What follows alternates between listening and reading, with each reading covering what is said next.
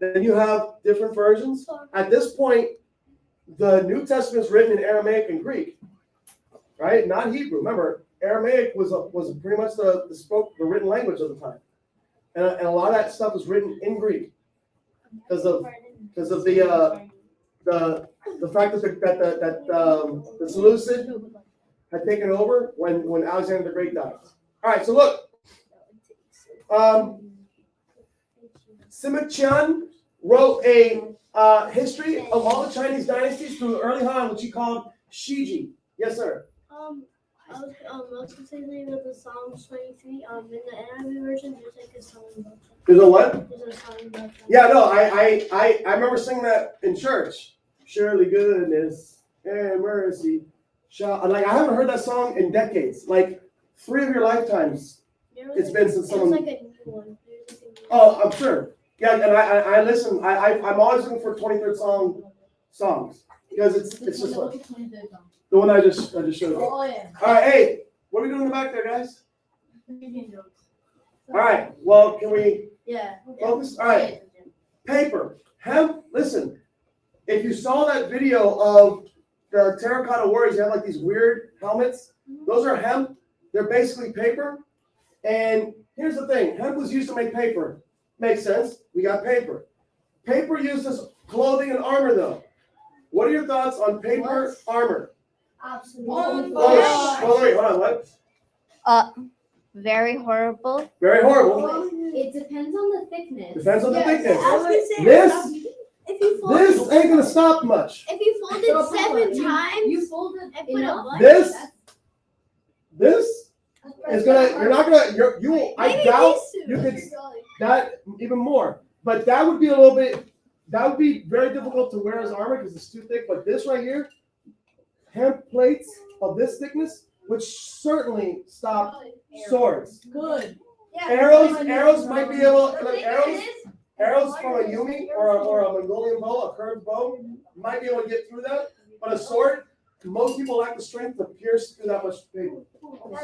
If I can do one, I can know. It would get stronger in water, so they would get into the water. Yeah, And it actually do that. yeah, and like trying. Like spears and like bows and that type of stuff, not so much. Like they've used pneumatic presses, like steam presses. It's like you can't fold paper more than 7 times. Like it gets to the point where paper's too strong. Gravity. I was gonna say like if you fold it like 7 times, put like a bunch of those. Yeah. I folded it. I put it 8 Well, times. now, let's be real. It's not gonna stop an AK-47, but swords and spears that are behind muscle power. I can do it. I can do it 8 times. All right, hey, real quick, the Silk Road. Look, I can show you. Depending on the size. All right. So, listen, Roger, what are you doing, dude? You're making jokes, but looks like you're looking at something funny. But focus. The Silk Road is a trade network. And this goes into what we were talking about yesterday to the World Wide Web. Guys, can I tell you a quick story? Yeah. Last night, I'm there on my computer, having a blast, and all of a sudden, I get the like, that you know the sound your computer makes when like your keyboard or your mouse is disconnected? Yeah. I get that, and there's my keyboard doesn't work. Like, so we're trying to get it to work. We're checking different places. It doesn't work. So my wife's like, well, I'll order a new one. So she gets on Amazon. She orders me a keyboard. So it'll be to her tomorrow. I'm like, okay, cool. Dude, this morning at like 6 in the morning, I'm getting ready for school, and then I hear the ring. They're like, you have movement at the front door. But I'm like, what? I'm like, I wasn't thinking. So I'm getting ready for school. I leave. I open the door. It's like 6:45. Get ready to leave. No, it's right there. The keyboard was ordered at like 10 o'clock at night, and was there 9 hours, less than 9 hours later at my doorstep. And with Amazon, it's supposed to get even faster. Yeah. Well, it came from Amazon.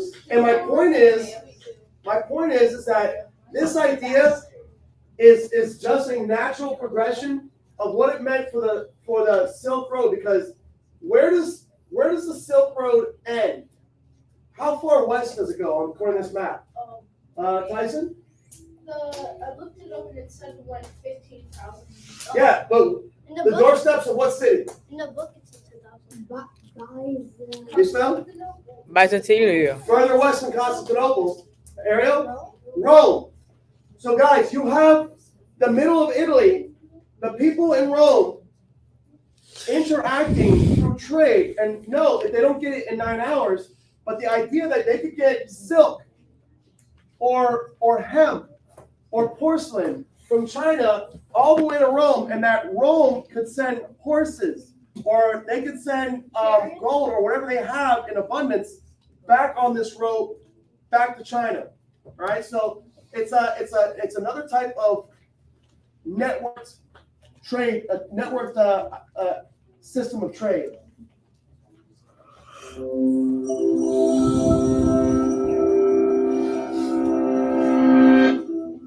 A banker in London sends the latest stock info to his colleagues in Hong Kong in less than a second. With a single click, a customer in New York orders electronics made in Beijing, transported across the ocean within days by cargo plane or container ship. The speed and volume at which goods and information move across the world today is unprecedented in history. But global exchange itself is older than we think, reaching back over 2,000 years along a 5,000-mile stretch known as the Silk Road. The Silk Road wasn't actually a single road, but a network of multiple routes that gradually emerged over centuries, connecting to various settlements and to each other, thread by thread.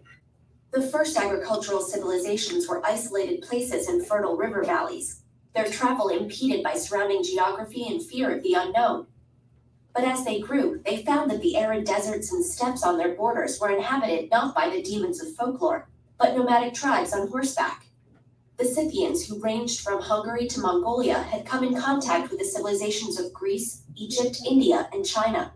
These encounters were often less than peaceful. But even through raids and warfare, as well as trade and protection of traveling merchants in exchange for tariffs, the nomads began to spread goods, ideas, and technologies between cultures with no direct contact. One of the most important strands of this growing web was the Persian Royal Road, completed by Darius I in the 5th century BCE. Stretching nearly 2,000 miles from the Tigris River to the Aegean Sea, its regular relay points allowed goods and messages to travel in nearly 1/10 the time it would take a single traveler. With Alexander the Great's conquest of Persia and expansion into Central Asia through capturing cities like Samarkand and establishing new ones like Alexandria Eshat, the network of Greek, Egyptian, Persian, and Indian culture and trade extended farther east than ever before, laying the foundations for a bridge between China and the West. This was realized in the 2nd century BCE when an ambassador named Shang Qian, sent to negotiate with nomads in the West, returned to the Han Emperor with tales of sophisticated civilizations, prosperous trade, and exotic goods beyond the western borders.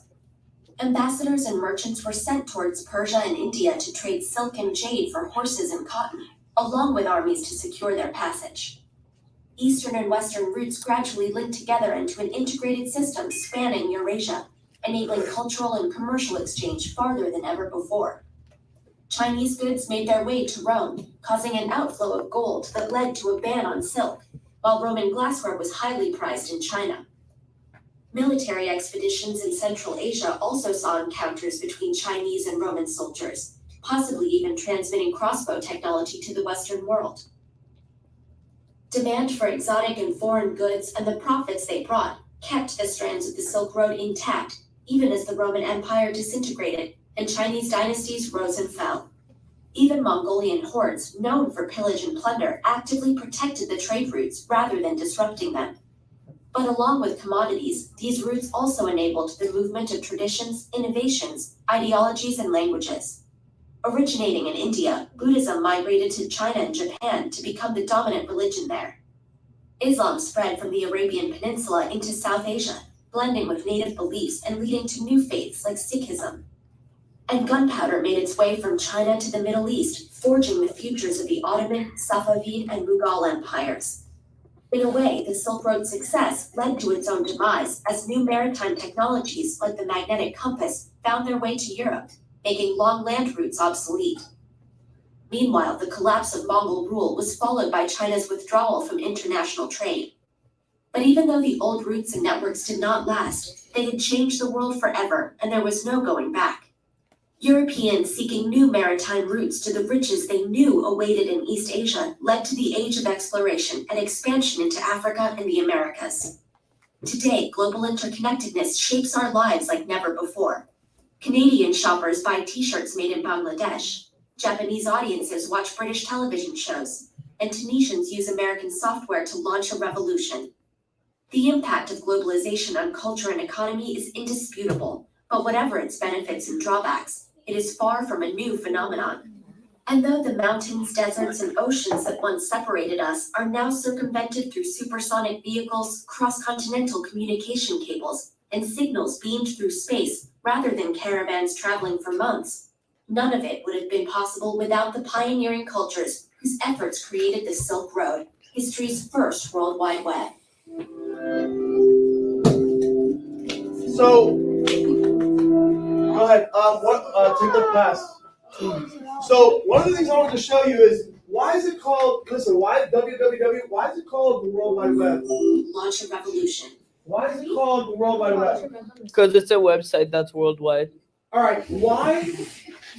I mean, but that's the obvious answer. But why? Why the web? Oh, because the signals to It's like a web. It's like a web. It's a spider web.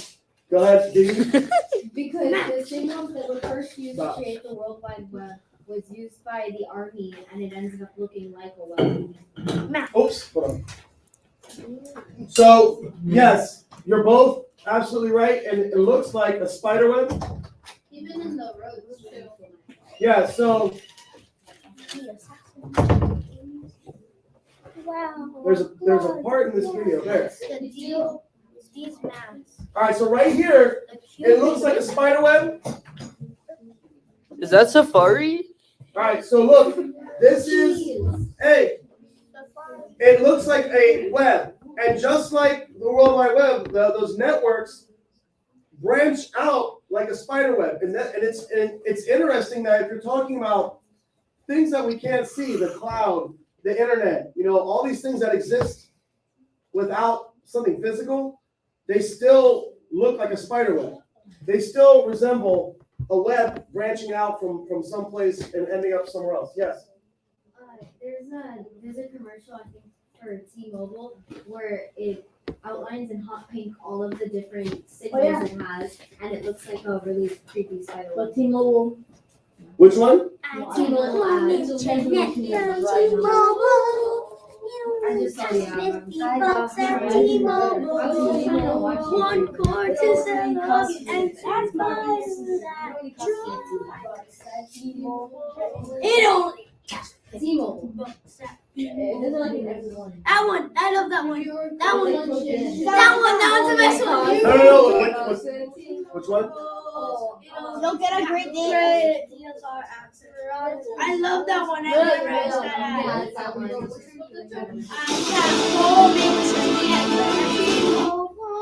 You don't think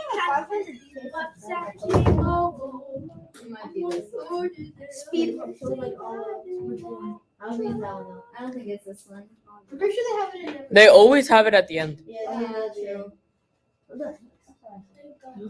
I have such an urge to just skip it. Yeah, everyone hates And then the limited infinity. Well, I can't. Well, I like to see them. I like to see that represented. No, but it goes. No, man. Oh wait, get on the shirt. But it had like the whole web. To deliver 5G and incredible. I bet how. Wow, bro. Across You've been watching that ad a lot, huh? Oh, bro. Yeah, too See, many. look, oh yeah, it did have a web. I Too saw it, Mr. Jolly. America's largest 5G Ooh, network. we're setting the pace. Bro, yeah, 5G didn't show it. Right, It's at the end of. It has it in At its the shirt. end. At the end.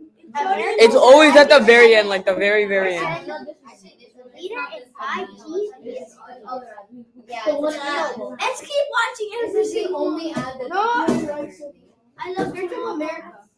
It's, No one likes T-Mobile. oh, shut up. Maybe one of the top ones. The Wi-Fi does work. Which one? Any one of the top ones. Yeah, I know. Dear new neighbor. I love that one. It's my favorite one. It's not that one. No, it's not this one either. It's not No this way. One. No, it doesn't work that Search good. up America.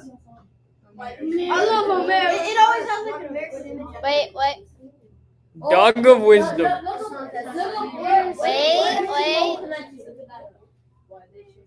Bruh. That's all right. But one guy had it on his shirt. So anyway, Yeah, I saw it. the World Wide Web, the Silk Road, these are all networks, all right? And it's a reason why that terminology is universal, whether you're talking about a Wi-Fi network or you're talking about a network of roads, because one of you guys mentioned the Silk Road, the Persian Road, all these things. We're gonna learn about the Persian Road after Christmas. No, we're gonna start learning it next week. We'll learn about the Persian Road. All right, yes. Did you What go? are you Did I go, doing? Louis? Go ahead. All right, listen. Bro, this is the T-Mobile map. All right, it is. No, go ahead. Set up. Here. Go Plug. I found T-Mobile. Actually, I found it. All right, hey. I will post the booklet on Teams tonight. Does anyone not have Teams? Well, no, I can only send one at a time, dude. That's a new rule. You don't have Teams? All right, hold on. Hey, Isaac, do you have Teams? Yes, All right, I'm going to post the booklet on Teams because we only have like 3 minutes. All right, we will study for it. Your test is on the Zhou Dynasty, the Qin Dynasty, and the Han Dynasty, and the Silk Road, Terracotta Army, the Great Wall of China, Confucius, all that stuff. No, yeah. We're supposed to do something and then we ended up not doing it. 14 lit. I think it's like this. Wow. Mr. Jolly.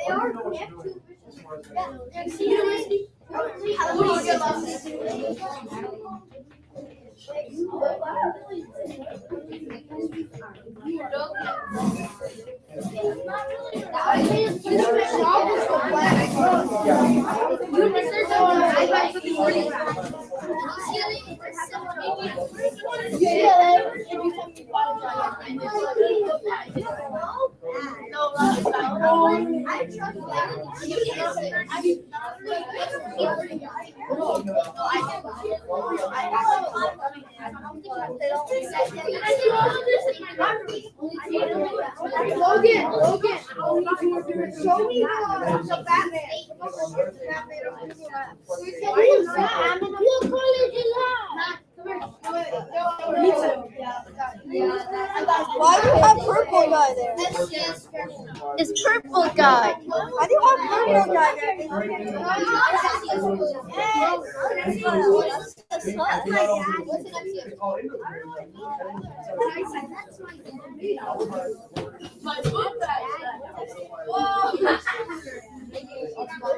Let's go, Barbie. Let's go, party. Let's go, Barbie. Let's go, party.